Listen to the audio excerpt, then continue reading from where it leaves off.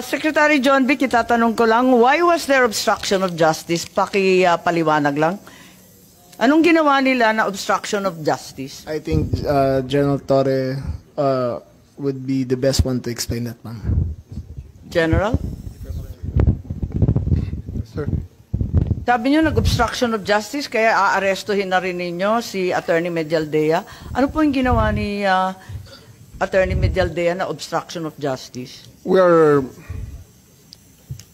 about to load an arrested person into a plane to transport him to the tribunal who issued the warrant. And Attorney Medialdea is preventing us from doing that. He shouted at us and intimidated us, including the President intimidating me. Alam ko malaking tao si Attorney Medialdea, pero hinarang ba kayo, tinulak ba kayo? Wala namang ginawa eh.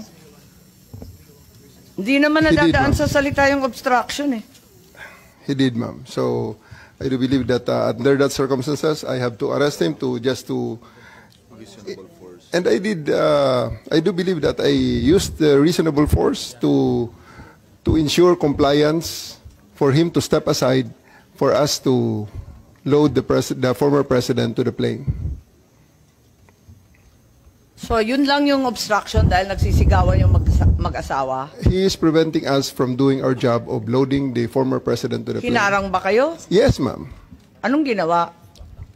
Hindi Nakikita namin naman sa video makita eh. Ang nakita ko lang, pinipilit niyo iposas, hindi magkasya yung posas. Yes, that's one thing, ma'am.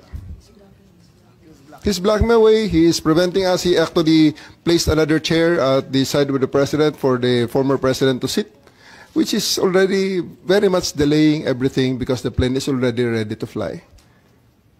Ba't kayo masyadong nagmamadali? We are going, unang-una ma'am, ang reglementary period, mamalasin naman kami pag hindi namin ginawa ang trabaho namin. Bakit? Anong reglementary period? Anong period yun? The Article Dahil 125, sinabi na nga ni Executive Director sa ating PCTC, na diffusion lang naman yun eh. Wala nga commitment pinag-uusapan dun eh. Wala nga red notice, pambira eh. there is a warrant. Takal na ni Arnie Tevez eh. Wala pa rin, di ba? Ba't kayo nagmamadali? Ano yung reglementary period mo? May I refer it to the SOJ, ma'am, if the SOJ wants to answer that. Hindi ba pwede kayo na muna? Okay. Mauna lang kayo, tapos sa si SOJ. Pwede? Okay, ma'am. Okay. My main processes during the time is that I have implemented a warrant, and it is therefore the person is already arrested by virtue of a legal warrant, and Article 125 comes into play of the revised penal code, which is entitled delivery of persons legally arrested to the proper judicial authority, and I do believe at this point the judicial authority will be the ICC. Therefore, I have to abide with that Article 125 of the revised penal code. So inaamin mo warrantless arresto?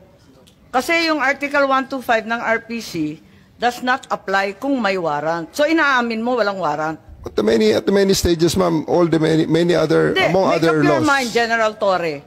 Warrantless arrest ba to o may warrant? Kasi ang liwanag naman ng Article 125 eh, ng revised penal code. I do believe that I have a warrant at this time. I just don't want to be... Hindi walang reglementary period. Mamili ka. Kapag warrantless arrest, edi may period. Kapag may warrant, walang period. Just the same, ma'am, I have to deliver him to the judicial proper authority. Hindi magkapareho yun. The reglementary period only comes into play when there's a warrantless arrest in accordance with Article 125 of the revised penal code. Di po ba? At saka may kinalaman yun sa delivery of the accused and arrested. Di po ba?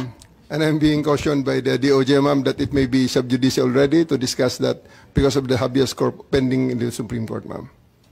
Pati ba naman ng revised penal code? Naging executive session. Pambihirang buhay ito. Okay.